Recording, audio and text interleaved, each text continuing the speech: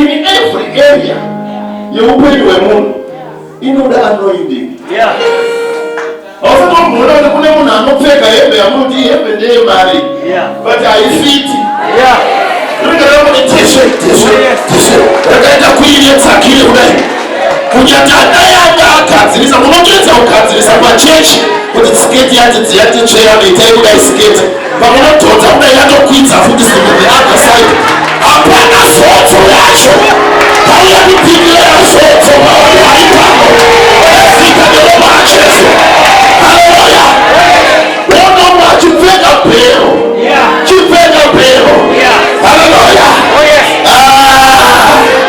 Yakaimbwa kaudze kupfeka kwangu hakuna vechidiri chipfeka bhero.